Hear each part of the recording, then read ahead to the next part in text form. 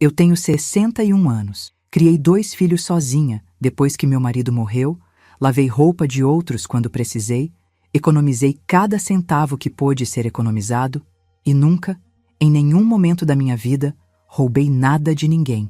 Nunca. Então, quando aquela mulher ficou na porta da casa do meu próprio filho e gritou o que gritou, na frente de vizinhos, na frente de crianças que brincavam na calçada, na frente de um mundo inteiro que parou para olhar, eu precisei me segurar de um jeito que nunca imaginei que seria capaz, porque o que eu queria fazer era abrir a boca e responder na mesma moeda. Mas não fiz. Respirei fundo, virei as costas e fui embora andando devagar, como se não tivesse acontecido nada. Por dentro, eu estava em pedaços. Vou contar tudo desde o começo, porque essa história não começou naquele dia. Ela vinha sendo construída há muito tempo, tijolo por tijolo, e eu só fui entender isso depois, quando já era tarde demais para fingir que estava tudo bem.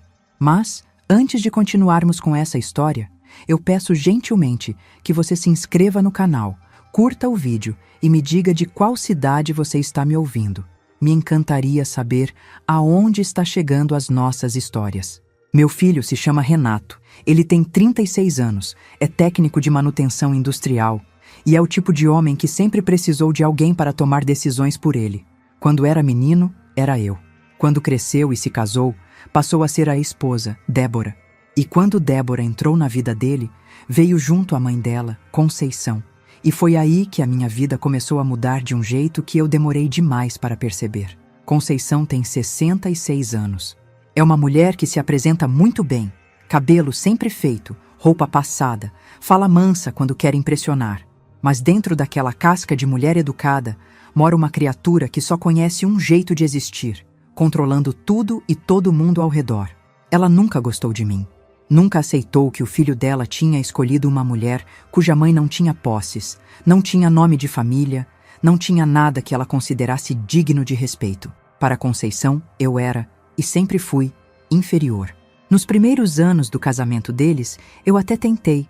Levava marmita quando eles estavam apertados, ajudava com os netos quando precisavam, nunca recusei um pedido sequer. Mas Conceição continuava me olhando daquele jeito, como se eu fosse um objeto fora do lugar, algo que pertencia a outro ambiente e que havia entrado ali por descuido. Renato via e não dizia nada. Eu aprendi a engolir. Naquele dia, um sábado de manhã, eu tinha ido até a casa deles para deixar uma encomenda.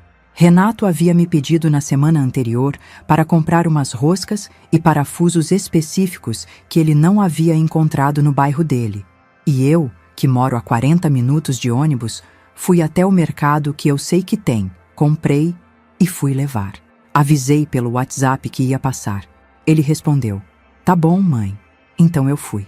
Quando o ônibus me deixou na esquina e eu caminhei até a casa deles, havia um grupo de vizinhos conversando na calçada de frente. Era final de semana, tempo bom, aquele tipo de manhã de bairro que parece cena de novela. Eu cumprimentei, sorri, fui até o portão e chamei. Foi Conceição quem abriu. Ela estava de avental, como se tivesse acabado de sair da cozinha. Me olhou de cima a baixo. Essa era uma coisa que ela sempre fazia, como se eu precisasse passar por uma inspeção antes de ser autorizada a existir. Eu estava com uma sacola na mão, sorrindo, prestes a dizer que era para entregar para o Renato. Mas ela não me deixou falar. "O que você quer aqui?" A voz dela foi seca, cortante. Não era uma pergunta, era uma barreira. Eu disse: "Trouxe o que o Renato pediu, dona Conceição.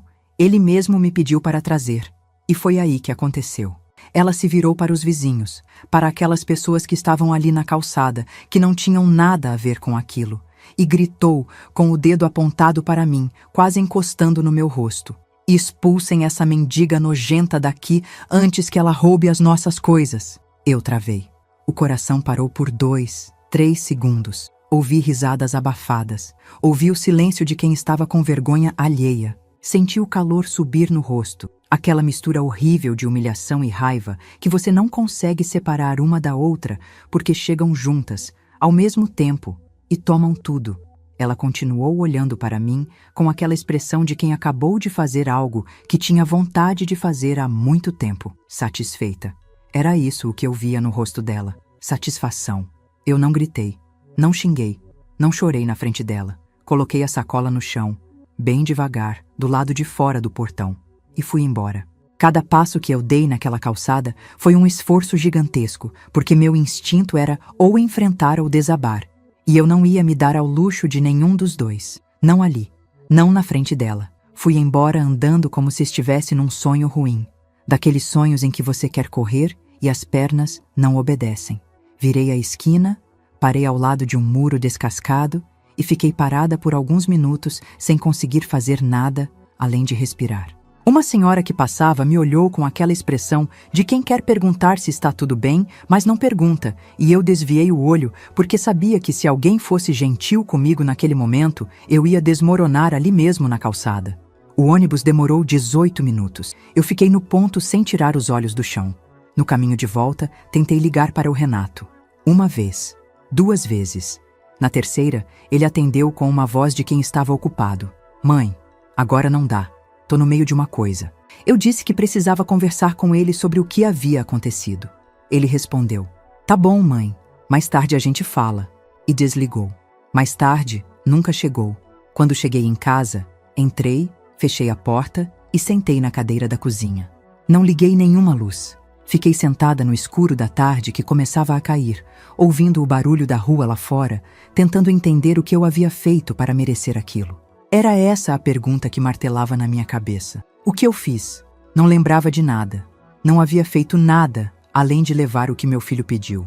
Foi um tempo depois, já à noite, quando peguei o celular para ligar para minha irmã e desabafar, que eu percebi uma coisa. Na semana anterior, quando eu estava na casa de Renato, não naquele dia, mas na visita que tinha feito antes para ver os netos, eu havia gravado um vídeo curto da sala nova que eles tinham reformado, para mostrar para minha irmã Neuza como tinha ficado bonito. Eu sempre faço isso. Gravo as coisas para mostrar para quem não está lá. Mas o celular tinha ficado no bolso depois que eu gravei, e eu não havia percebido que ele continuou gravando. Só fui ver quando fui apagar o vídeo para liberar espaço. E vi que, em vez de 1 minuto e meio, o arquivo tinha 23 minutos. Eu fui apertar para apagar. O dedo ficou parado no botão. Não sei explicar o que me fez não apagar. Foi uma coisa que não tem nome, uma intuição, um formigamento no peito que disse, espera, só isso, espera. Então eu não apaguei. Coloquei o fone de ouvido, deitei na cama e comecei a ouvir. Por quase 10 minutos era só o barulho da casa. Panelas, televisão ao fundo, passos, nada demais. Eu já estava quase adormecendo quando ouvi a voz de Conceição, clara, próxima, como se ela estivesse sentada perto do lugar onde eu havia deixado o celular. Ela estava falando ao telefone, e o que ela disse naquela ligação me fez sentar na cama de um salto, o coração batendo na garganta, os olhos arregalados no escuro do quarto. Não era sobre mim. Era muito pior do que isso. Eu ouvi aquela gravação 3 vezes naquela noite. Na primeira, não consegui processar direito. Fiquei tão nervosa que perdi partes, o coração batendo alto demais nos meus próprios ouvidos. Na segunda, peguei um caderno e caneta. Na terceira, eu escrevi tudo o que conseguia entender, palavra por palavra. Conceição estava sentada perto do celular que eu havia deixado sem querer em cima da estante de madeira da sala, e ela falava ao telefone sem nenhum cuidado, sem suspeitar que havia nada gravando ali perto. A voz dela era diferente do tom que eu conhecia. Não era a voz de mulher educada e controlada que ela usava quando havia alguém de fora por perto. Era a voz dela de verdade, solta, descuidada. A voz de quem está em casa, segura, no seu território. Do outro lado da ligação, eu não conseguia ouvir nada, só ela. Os primeiros minutos da parte em que ela falava eram sobre a casa, sobre uma conta que tinha que pagar, coisas sem importância. E então ela disse, tô te falando, a situação tá ótima. O Renato tá completamente na mão. Essa semana, eu ainda consigo convencer ele a pôr o imóvel no nome da Débora, antes que ele mude de ideia. Eu parei a gravação. Voltei. Ouvi de novo. O imóvel no nome da Débora. Renato havia me contado, meses antes, que estava pensando em comprar um apartamento, que estava guardando dinheiro, que quando fosse a hora, ia colocar no nome dos dois, dele e da Débora. Era o que eu sabia. O que Conceição estava dizendo era diferente. Ela estava ativamente trabalhando para que o imóvel fosse só no nome da filha. Continuei ouvindo. Ela ainda não entendeu que quanto menos ele tiver no nome dele, melhor pra gente. Se um dia ela resolver se separar, a senhora sabe como é. Fica complicado reaver as coisas. Desse jeito fica mais simples. Uma risada, curta, seca. Eu já ensinei a Débora tudo o que ela precisa saber sobre como lidar com um homem assim. Meus amores, eu tenho um recadinho rápido. Para você que está aí me ouvindo, se essa história estiver tocando o seu coração de alguma forma, considere apoiar o nosso canal. O Pix está no QR Code na tela ou na chave de e-mail no primeiro comentário fixado. Sua ajuda vai me permitir continuar trazendo novas histórias todos os dias para você. Você vai com calma. Deixa ele achar que decide tudo, mas as rédeas ficam com você. Eu fiquei olhando para o teto.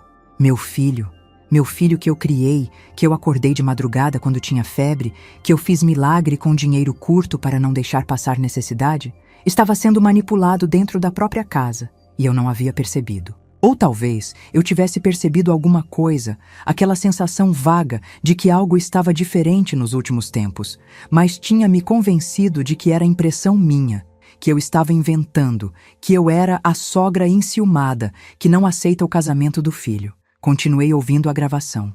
Conceição ficou quieta por alguns segundos, estava ouvindo o que a outra pessoa dizia, e então respondeu: Não, ele não desconfia de nada. Ele acredita tudo o que a Débora fala. É o tipo de homem que precisa de uma mulher forte do lado, sabe? E enquanto a Débora ficar do nosso lado, a gente toca o barco, do nosso lado, como se Renato fosse o adversário. Mas foi o que veio depois que me acertou de um jeito que eu ainda não me recuperei completamente. Conceição mudou de assunto, e a voz baixou um pouco. Ficou mais próxima do telefone, como se ela tivesse se inclinado para a frente. Ele perguntou quando você vai poder vir. Pausa. Eu sei. Mas o Arlindo viaja semana que vem. Então, fica mais fácil. Outra pausa. Saudade também. Foi tempo demais. Eu fechei os olhos. Arlindo é o marido de Conceição. Um homem que eu sempre conheci como trabalhador, quieto, daqueles que não incomodam ninguém. Ele viajava com frequência por causa do trabalho. Era representante comercial e ficava fora às vezes mais de uma semana. E enquanto ele viajava, aparentemente Conceição recebia visita. O nome do homem eu ouvi uma vez, no final da ligação, quando ela disse com um tom mais leve, quase carinhoso: Tá bom, Márcio. Até semana que vem. Márcio. Desliguei o fone de ouvido e fiquei deitada na escuridão do meu quarto por um tempo que não sei dizer quanto foi. Não estava com raiva naquele momento. Estava atordoada. É diferente. A raiva vem depois, quando você consegue organizar o que sentiu. Naquela hora, eu estava num estado que eu só consigo chamar de choque. Um choque quieto, daqueles que não fazem barulho, mas te paralisam por dentro. Pensei no Arlindo. Pensei no meu filho. Pensei na cena da calçada naquela manhã.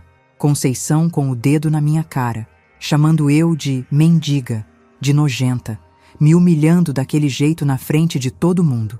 E enquanto fazia isso, ela carregava tudo aquilo dentro dela, toda aquela podridão, e me apontava o dedo. Dormi mal. Acordei 3 vezes. Numa delas, peguei o celular e fiquei olhando para o arquivo de vídeo sem fazer nada, só olhando para o nome do arquivo como se ele pudesse me dizer o que eu deveria fazer. No dia seguinte, liguei para a minha irmã Neuza. Não contei tudo. Contei sobre a humilhação na calçada, sobre o grito de Conceição, sobre o Renato que não tinha atendido. Neuza ficou indignada, do jeito que irmão fica, querendo resolver, querendo ligar para o Renato e dizer o que pensava. Eu pedi que ela não fizesse isso. Ainda não. Eu precisava pensar. 2 dias depois, Renato me ligou. Não foi para perguntar o que havia acontecido. Foi para me contar a versão que ele havia recebido. A voz dele era diferente. Tinha um tom de quem está lendo um roteiro que outra pessoa escreveu, sabe? Aquela entonação um pouco mecânica, um pouco forçada. Mãe, a Débora me contou que aconteceu um mal-entendido quando a senhora foi lá. Mal-entendido. Essa foi a palavra que ele usou. A mãe dela ficou preocupada porque a senhora apareceu sem avisar. Avisei, Renato. Mandei mensagem para você. Silêncio breve. Mas ela não sabia. Ficou com medo, você entende? A casa é nova, elas estavam sozinhas. Seu filho estava lá. E eu fui levar o que você mesmo me pediu. Mais um silêncio. E então? Mãe, eu sei que a senhora ficou magoada, mas acho que foi só um momento de estresse. A dona Conceição não quis ofender. Eu segurei o telefone com as duas mãos para não tremer. Não de raiva, de algo mais fundo que raiva.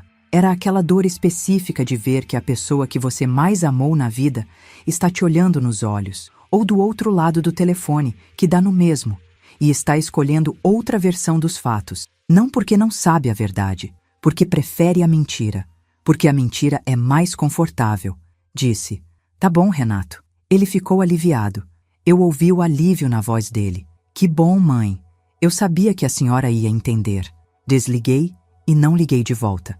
Naquela semana, minha filha Cleide, que mora em outro bairro e é daquelas pessoas que sempre acham que o jeito de resolver qualquer conflito é diminuindo quem foi machucado, me ligou para dizer que eu deveria dar um passo atrás.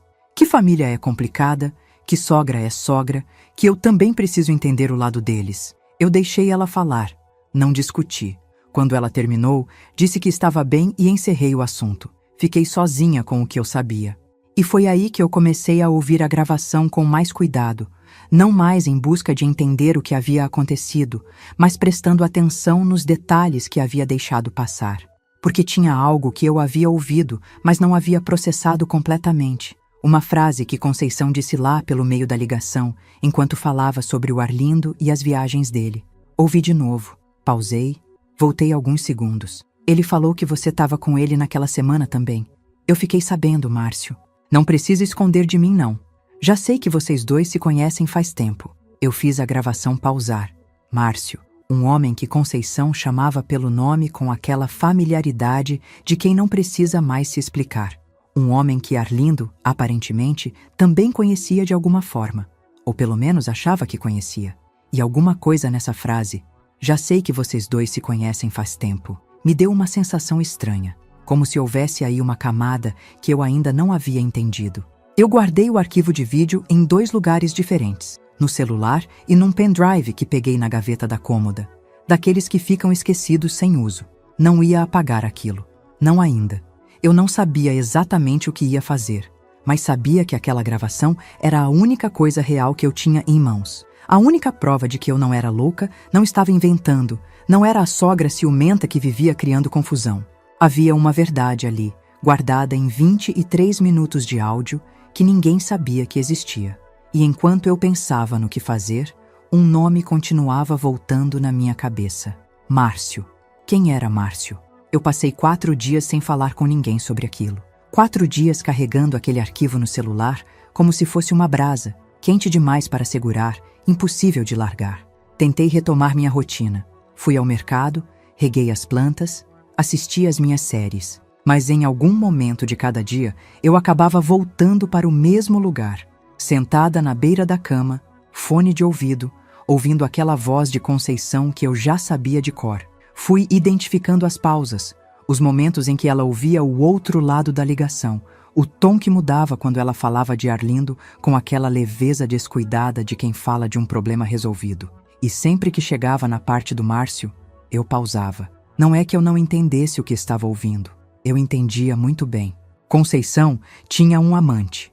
Esse amante se chamava Márcio, e ela usava as viagens do marido para recebê-lo. Isso estava claro. O que não estava claro era aquela frase que ela havia dito. "Já sei que vocês dois se conhecem faz tempo", porque ela criava uma imagem na minha cabeça que não fechava. Se Márcio e Arlindo se conheciam, como Conceição recebia esse homem em casa sem que o marido soubesse? Eu precisava entender melhor, não por curiosidade. Entenda bem, eu não sou fofoqueira, não tenho hábito de me meter na vida alheia. Mas aquela mulher havia me humilhado na frente de uma rua inteira, havia contado mentiras sobre mim para o meu próprio filho, estava manipulando o casamento dele para garantir que eu ficasse cada vez mais de fora, e eu tinha nas mãos uma informação que poderia mudar tudo. Eu precisava saber com o que eu estava lidando antes de fazer qualquer coisa. Foi então que me lembrei da Rosângela. Rosângela é cunhada de uma amiga minha da época que eu morava no outro bairro. Não é alguém com quem eu tenha intimidade, mas nos vemos em datas de aniversário e ela sempre foi daquele tipo de pessoa que conhece todo mundo e sabe de tudo. Não é maledicência, ela simplesmente circula muito. É daquelas que frequentam associações de bairro, grupos de igreja, bazares de escola. Se alguém ia saber quem era Márcio no contexto de gente daquela parte da cidade, era ela. Inventei um pretexto para ligar. Disse que estava pensando em retomar o contato com a minha amiga. Que é verdade, faz tempo que a gente se afastou. E no meio da conversa, com um jeitinho, fiz o que precisava fazer. Rosângela, você conhece uma família chamada Conceição e Arlindo? Ela é mãe da Débora, que é nora minha. Conheço de vista. Do bairro da Boa Vista, né? Ela frequentava a igreja do Sagrado Coração anos atrás. É ela mesma. Você sabe se tem um Márcio no círculo de conhecidos deles? É que meu filho mencionou o nome, e eu não me lembro quem é. Houve uma pausa curta. Não foi uma pausa de quem não sabe. Foi a pausa de quem está decidindo quanto contar. Márcio. Ela repetiu o nome como quem está procurando na memória. Você está falando do Márcio Estrela? O sobrinho do Arlindo? Eu quase deixei o telefone cair. Sobrinho? É, filho da irmã mais velha do Arlindo. Deve ter uns 40 e poucos anos. Trabalha com material de construção, acho. Por quê? Aconteceu alguma coisa? Eu disse que não, que era só curiosidade mesmo, que o Renato tinha mencionado o nome e eu queria saber quem era. Rosângela achou natural. Continuamos conversando mais alguns minutos sobre outras coisas, e eu desliguei com cuidado para não deixar transparecer nada. Fiquei sentada na cadeira da cozinha por um tempo, que não sei dizer quanto foi. O amante de Conceição era sobrinho do próprio marido dela. Deixa eu repetir isso para que fique bem claro, porque quando eu entendi, precisei repetir para mim mesma também. A mulher estava traindo o marido com o sobrinho dele, com um homem da família, com alguém que o Arlindo certamente convidava para almoços, para datas comemorativas, talvez até para viagens. Um homem que entrava naquela casa pela porta da frente sem levantar nenhuma suspeita porque era parente. Aquilo explica a frase. Já sei que vocês dois se conhecem faz tempo. Claro que se conheciam. Eram família. Eu fui até a janela e fiquei olhando para a rua sem ver nada em particular. Uma criança passava de bicicleta. Um cachorro latia longe.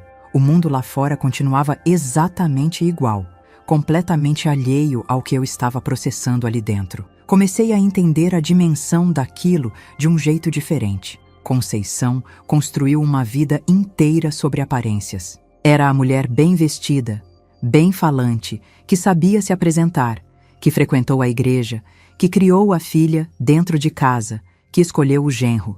E atrás de tudo isso, havia uma estrutura de mentiras tão bem organizada que ela mesma devia ter esquecido, em algum momento, onde estava a fronteira entre o que era real e o que era encenação. E esse tipo de pessoa, esse tipo específico de pessoa que aprendeu a viver na mentira com tanto conforto, é também o tipo que não suporta quem ela percebe como ameaça.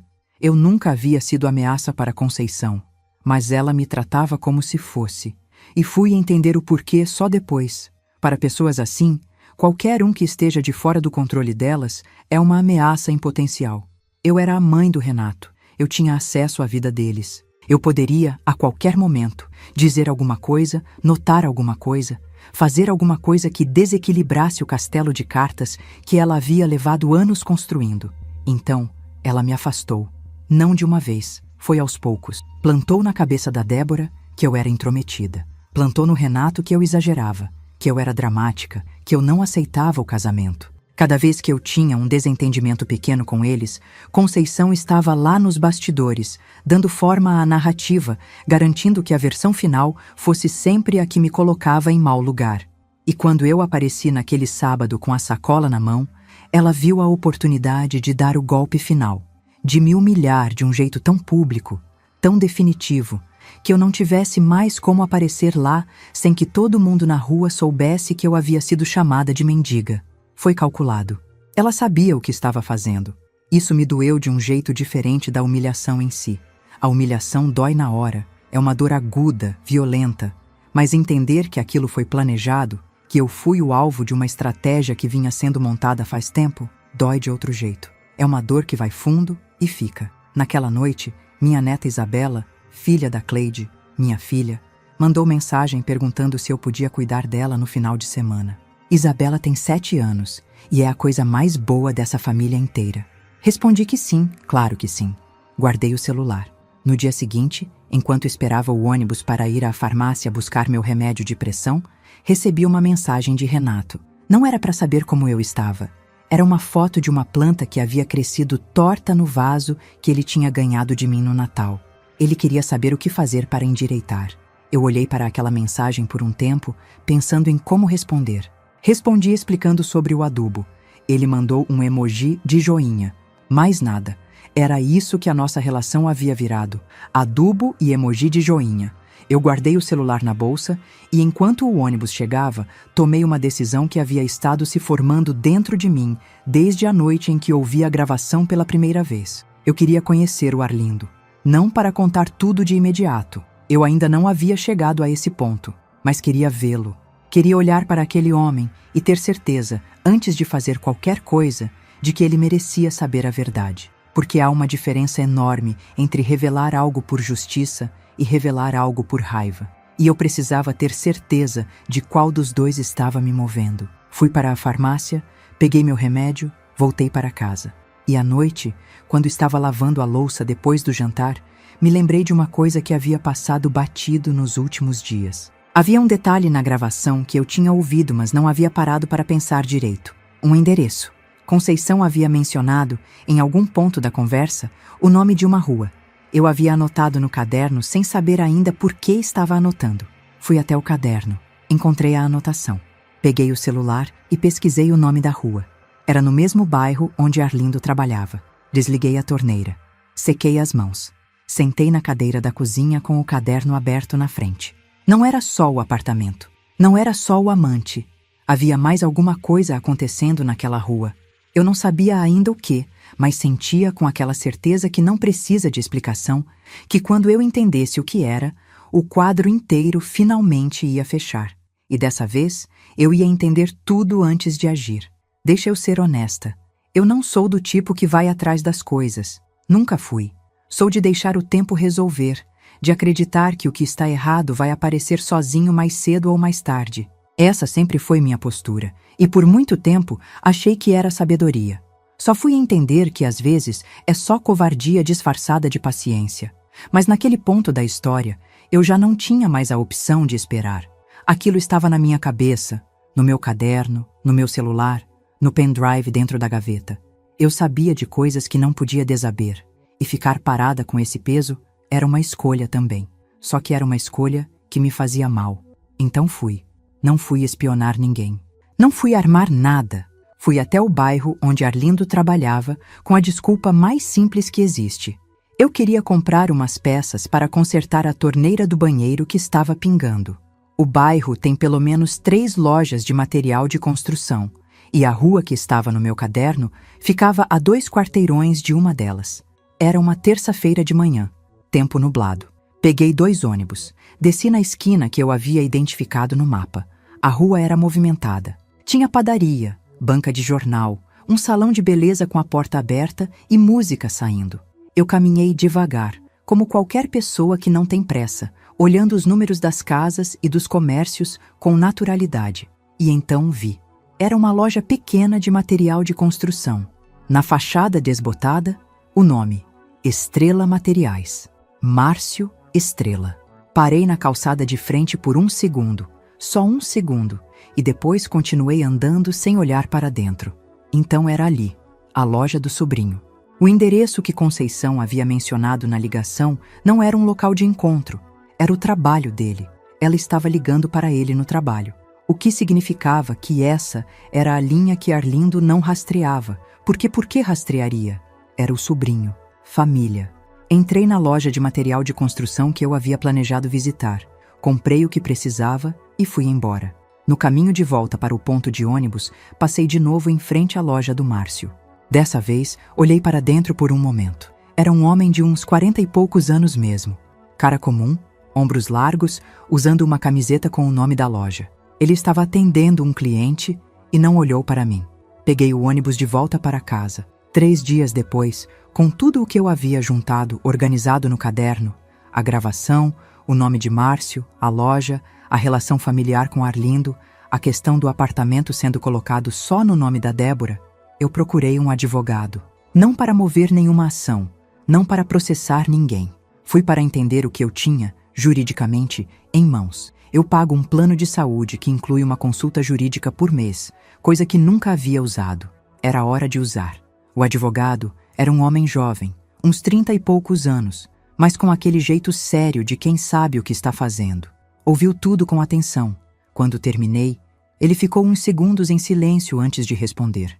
A gravação que a senhora tem é considerada lícita porque foi feita pela própria senhora, mesmo que de forma acidental, em um ambiente onde a senhora estava presente. Não é gravação clandestina no sentido legal. Perguntei o que eu poderia fazer com ela. Depende do que a senhora quer alcançar. Se o objetivo é proteger o seu filho de uma transferência patrimonial feita em má fé, há caminhos. Mas isso depende de o Renato querer ser protegido e de o senhor estar disposto a entrar no conflito. Aquilo ficou comigo, de o Renato querer ser protegido. E eu fiquei me perguntando, no ônibus de volta, se meu filho queria ser protegido, ou se ele havia se acomodado tão bem dentro da versão que Conceição havia criado da realidade que já não conseguia mais ver de fora. Naquele fim de semana, cuide da minha neta Isabela. Ela passou o sábado inteiro comigo, fizemos brigadeiro, assistimos a um desenho que ela escolheu e que eu não entendi nada, demos uma volta na praça. Na hora de dormir, ela me abraçou com os 2 braços e disse: "Vó, você é a melhor pessoa que eu conheço." Eu guardei aquilo. No domingo à noite, depois de levar Isabela de volta para a Cleide, recebi uma ligação de um número que eu não reconheci. Deixei tocar. Entrou no correio de voz. Ouvi a mensagem. Era Débora. A voz dela estava diferente. Não tinha o tom frio e calculado que ela usava comigo. Parecia inquieta. "Dona Almerinda, eu sei que a gente não tá num bom momento, mas eu precisava ligar. Queria te pedir para não tomar nenhuma decisão precipitada. A gente podia se encontrar, conversar. Eu acho que dá para resolver isso de outro jeito." Ouvi a mensagem 2 vezes. Débora nunca havia me ligado assim. Em 3 anos de casamento com o Renato, ela nunca havia tomado a iniciativa de me contatar sozinha, sem ele por perto, sem Conceição por perto. E agora ligava pedindo para eu não tomar nenhuma decisão precipitada. O que ela sabia? Fiquei pensando nisso a noite toda. Ou alguém havia falado alguma coisa para ela. A Rosângela, talvez, que tinha círculo amplo e podia ter comentado com alguém que eu havia feito perguntas sobre a família. Ou, hipótese mais perturbadora, Conceição havia percebido alguma coisa. Talvez houvesse mais do que eu supunha sendo controlado por aquela mulher. Não retornei a ligação da Débora. Mas naquele momento, entendi que o tempo que eu tinha para agir estava se estreitando. Não porque eu estava com medo, mas porque quando as pessoas começam a ligar pedindo que você não tome decisões precipitadas, é porque elas estão com medo do que você pode fazer. E quando estão com medo, começam a se mover também. Abri o caderno, reli tudo. Pensei em Arlindo, em como descrevê-lo para mim mesma. Eu o havia visto poucas vezes. Nas raras ocasiões em que fui à casa de Renato e ele estava lá, geralmente saindo ou chegando, aquele tipo de homem que cumprimenta com cordialidade, mas não puxa conversa. Parecia honesto, trabalhador. O tipo que não faz mal a ninguém e, justamente por isso, não espera que façam mal a ele. Ele merecia saber. Eu tomei a decisão naquela noite, sentada na cadeira da cozinha, com o caderno aberto e o pendrive na mesa ao lado do copo de água. Não ia fazer nada por raiva. Não ia fazer nada para me vingar de Conceição, nem para provar nada para o Renato, nem para causar barulho. Ia fazer uma coisa só, dizer a verdade para quem precisava ouvir, porque aquela mulher havia me apontado o dedo na calçada e me chamado de ladra. E enquanto fazia isso, ela escondia dentro de casa tudo aquilo. Essa injustiça tinha um peso que eu não conseguia mais carregar. Só havia um problema. Eu não sabia como chegar até Arlindo sem passar por Conceição. Eles moravam juntos. Eu não tinha o número dele, e aparecer na casa deles era a última coisa que eu ia fazer. Foi então que me lembrei de uma conversa que havia tido meses atrás, quando ainda frequentava a casa do Renato com alguma normalidade. Naquela época, Arlindo havia comentado, de passagem, que frequentava um bar no fim de semana com uns amigos. Citou o nome do lugar, um boteco de bairro que eu conhecia de nome, porque fica perto de onde minha amiga da época morava. Era pouco, mas era alguma coisa. E foi então que o celular vibrou na mesa. Era Renato. Não uma ligação, uma mensagem.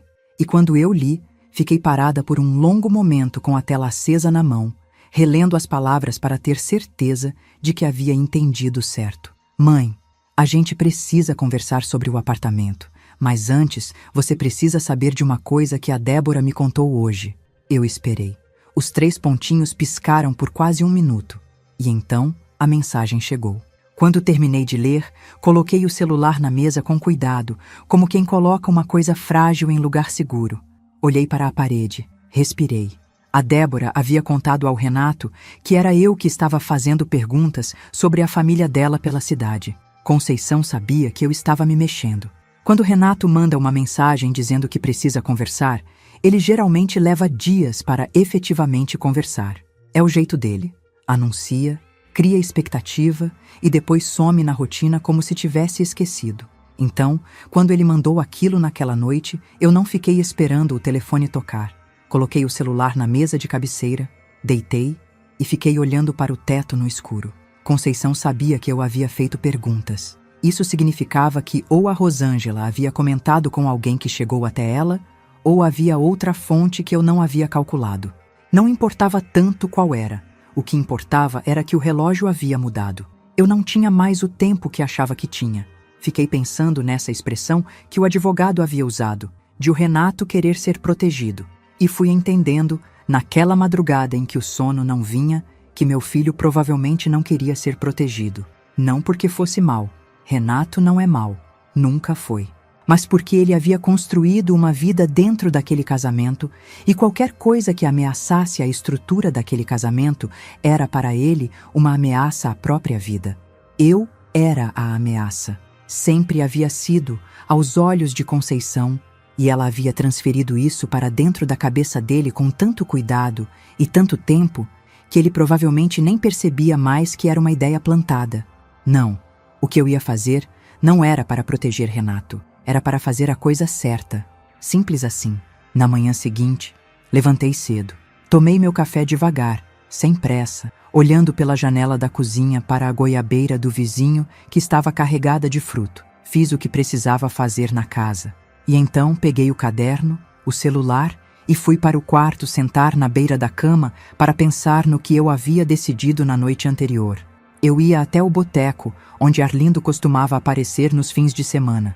Não era garantia nenhuma que ele estaria lá.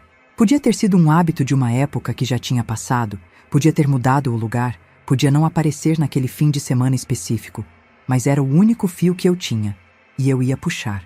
Tinha outro problema. O que eu ia dizer quando chegasse lá?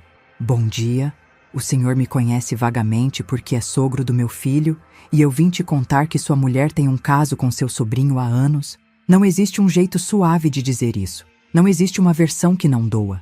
Passei o dia pensando nas palavras certas. Não existe palavra certa para uma coisa dessas.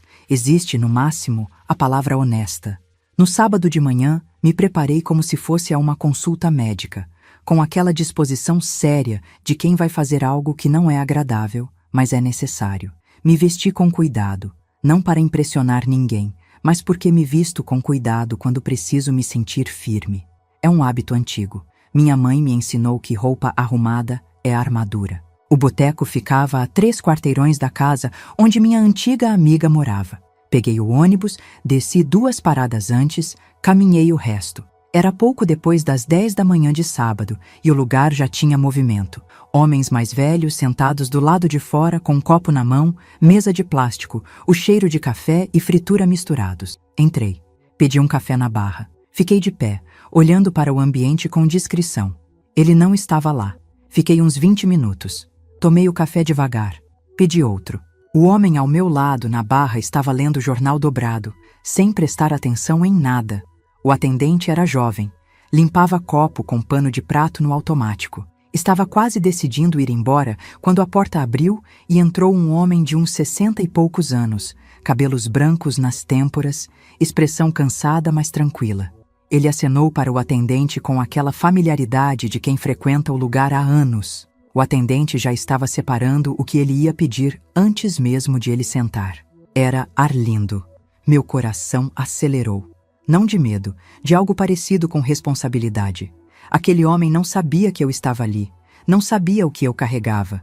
Daqui a pouco eu ia mudar alguma coisa na vida dele de um jeito que não tinha volta, e ele estava sentando no banco de sempre, no boteco de sempre, esperando o café de sempre. Esperei ele se acomodar, esperei ele receber o que pediu. Dei 2 minutos, só 2, e então peguei meu café e fui até a mesa ao lado da dele. Me sentei.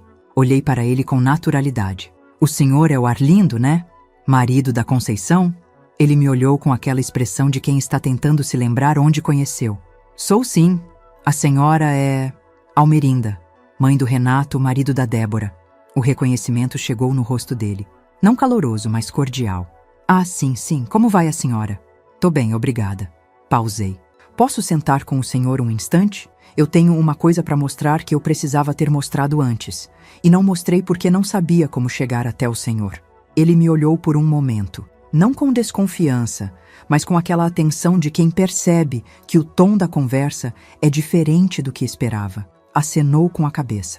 Me sentei. Coloquei o celular na mesa, com a tela para baixo. Respirei. Eu não vim aqui para criar problema, Arlindo. Não tenho nada contra o senhor. Nunca tive. O que eu vou mostrar, eu tô mostrando porque o senhor merece saber. É isso. Não tem outro motivo. Ele ficou quieto. Esperou. Virei o celular. Abri o arquivo, coloquei o volume baixo e passei para ele com o fone de ouvido que eu havia trazido na bolsa. Disse, é uma gravação acidental. Meu celular ficou gravando sem eu saber, na sala da casa do Renato. É a voz da sua esposa ao telefone. Expliquei as partes relevantes antes de ele ouvir. O nome de Márcio, a questão das viagens, a frase sobre vocês dois se conhecerem faz tempo. Não dramatizei. Só contextualizei para que ele não ficasse perdido ouvindo. Ele colocou o fone. Ouviu. Eu olhei para a minha xícara de café durante todo o tempo em que ele ouviu. Não quis olhar para ele. Parecia invasão demais, olhar para o rosto de alguém enquanto recebe uma notícia assim. Ouvia o barulho do boteco ao redor, a conversa dos outros, a televisão no canto. Tudo continuava igual. Quando ele tirou o fone, não disse nada imediatamente. Ficou com os olhos na mesa. As mãos em volta do copo não tremiam, mas estavam apertadas. Depois de um tempo, disse com a voz baixa e controlada. Márcio é filho da minha irmã. Eu sei, respondi. Mais silêncio. Quanto tempo faz essa gravação? Pouco mais de um mês. Ele assentiu devagar. Com aquele assentir lento de quem está juntando fragmentos que já existiam, mas estavam espalhados, um aqui, outro ali.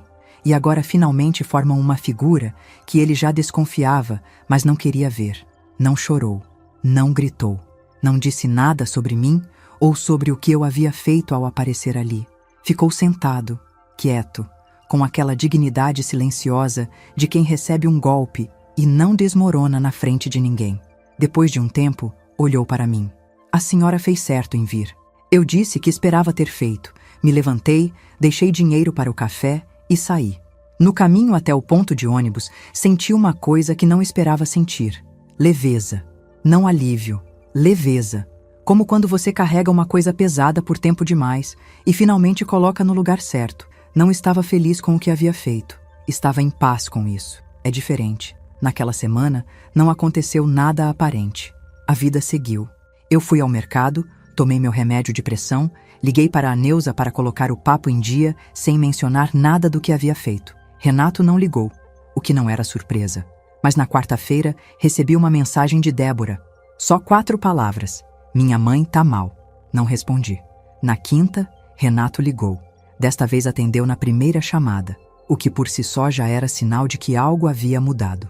A voz dele estava diferente, tensa, confusa, com aquela qualidade de quem está tentando montar um quebra-cabeça enquanto fala. Mãe, aconteceu uma coisa séria aqui em casa, com a família da Débora. Eu disse, que foi? O seu Arlindo descobriu uma coisa sobre a dona Conceição. Tá tudo muito... Não tá bem não, mãe. Ela foi confrontada. Fiz uma pausa calculada. Que tipo de coisa ele descobriu? Renato ficou em silêncio por um momento. Mãe, a senhora sabe de alguma coisa? Eu não menti, mas também não me apressei a explicar tudo. Disse, Renato, tem coisa que o tempo traz. Às vezes a gente tenta controlar demais o que sabe e quando sabe, e a verdade aparece do jeito que ela bem entende. Ele ficou quieto. Eu ouvia a respiração dele do outro lado. A senhora foi falar com ele? Um dia eu te conto tudo, não hoje. Desliguei com delicadeza. E pela primeira vez em semanas, consegui assistir a minha série até o final, sem pausar nenhuma vez. Vou contar o que aconteceu depois sem romantizar nada, porque a vida real não é novela e as coisas não se resolvem de um dia para o outro com uma cena bonita e uma música de fundo. O que aconteceu foi bagunçado, doloroso, lento e, no final, foi da forma mais honesta que eu posso descrever a coisa certa. Conceição foi confrontada pelo Arlindo dentro de casa, a portas fechadas, sem testemunha nenhuma. Eu não estava lá e nunca soube o detalhe do que foi dito. Só sei o que o tempo foi trazendo aos pedaços, através de conversas com Renato que foram se tornando cada vez mais abertas conforme as semanas passaram. Arlindo não fez escândalo, não ligou para ninguém da família para contar. Não foi à casa do Renato para expor a filha ao que a mãe havia feito. Ele era, como eu havia intuído naquele boteco, um homem que guarda as coisas para dentro, e a forma que ele encontrou de lidar com aquilo foi dentro das 4 paredes do casamento que havia sido traído. Uma semana depois de eu ter mostrado a gravação, ele pediu a Conceição que fosse morar por um tempo na casa da irmã mais velha. Não uma separação formal, mas uma separação de fato, que todo mundo ao redor sentiu sem que ninguém precisasse anunciar. Conceição foi, e quando foi, levou junto a autoridade que ela exercia sobre o casamento de Débora e Renato, porque uma parte enorme da influência que ela tinha sobre a filha vinha de estar presente, de estar por perto, de ser a voz constante no ouvido de Débora que orientava cada decisão. Com ela fora de cena, ocupada demais com a própria casa em colapso para se meter na dos outros, um silêncio diferente entrou na vida de Renato e Débora. E nesse silêncio, Débora começou a pensar por conta própria. Não me contou isso de imediato. Foi Renato quem foi, aos poucos, me trazendo essas informações. Primeiro com cuidado, como quem testa o terreno, depois com mais abertura, como quem está precisando falar com alguém e percebeu que eu era a pessoa. Ele me ligava umas 2, 3 vezes por semana. Não para resolver nada, só para conversar, como há muito tempo não fazíamos. Numa dessas ligações ele disse: "Mãe, eu preciso te pedir desculpa." Eu disse: "Eu sei. Não é suficiente o que eu tô falando. Eu deixei que fizessem coisas com a senhora que eu devia ter impedido. A cena na calçada..." Ele parou. A voz dele ficou diferente, mais fina, como quando ele era menino e tinha vergonha de alguma coisa. "Eu ouvi de dentro de casa, mãe. Ouvi e não saí. Aquilo doeu. Não vou mentir. Aquilo doeu de um jeito específico, aquele tipo de dor que fica num canto do peito e que você visita de vez em quando, anos depois, mesmo quando tudo já passou. Porque eu havia imaginado, naquele dia na calçada, que ele não estava em casa, que não sabia, que se soubesse, teria saído. Mas ele sabia, e não saiu." Ficamos em silêncio por alguns segundos antes de eu responder. "Por que você não saiu?" Ele levou um tempo. "Porque eu tinha medo de contrariá-la. Eu sempre tive. Ela é... A senhora sabe como ela é." "Sim, eu sabia." "A gente vai precisar de mais de uma conversa para atravessar isso, Renato." "Eu sei, mãe, eu sei." E foi exatamente assim que foi. Mais de uma conversa. Foram semanas, meses. Não foi linear, não foi sempre confortável. Houve dias em que ele voltava para o padrão antigo, minimizando, desviando, usando aquele tom de "vamos deixar para lá", que ele herdou de algum lugar que eu prefiro não nomear. Mas havia uma diferença agora. Quando eu apontava isso, ele parava, ouvia e tentava de novo. O apartamento, aquele apartamento que Conceição havia articulado para ficar só no nome da Débora, nunca foi comprado. O assunto morreu sozinho quando a situação de Arlindo e Conceição veio à tona e a família toda entrou numa espécie de reorganização silenciosa. Renato me contou, meses depois, que havia descoberto pelas palavras da própria Débora que a sogra havia orientado ela a fazer isso. Débora chorou quando admitiu. Disse que havia concordado sem questionar porque era o que sempre havia feito. Concordar com a mãe sem questionar. Não fui fácil com isso. Seria mentira dizer que fui. Mas também não guardei aquilo para alimentar. O que eu fiz foi estabelecer, de forma clara e sem drama, o que eu precisava para continuar presente na vida do meu filho, que ele me tratasse com respeito, que quando houvesse algo errado, ele viesse falar comigo em vez de engolir e obedecer quem mandava mais alto, que eu não precisasse mais ter medo de aparecer na porta da casa dele. Ele concordou, e dessa vez, cumpriu. Quanto à Conceição, ela ficou na casa da irmã por quase 4 meses. Depois voltou para a casa de Arlindo e eles retomaram o casamento, pelo menos na aparência. Não sei o que aconteceu entre eles depois que a porta se fechou. Não é da minha conta. O que eu sei é que ela nunca mais apareceu na minha frente depois disso. Nunca mais pôs o dedo no meu rosto.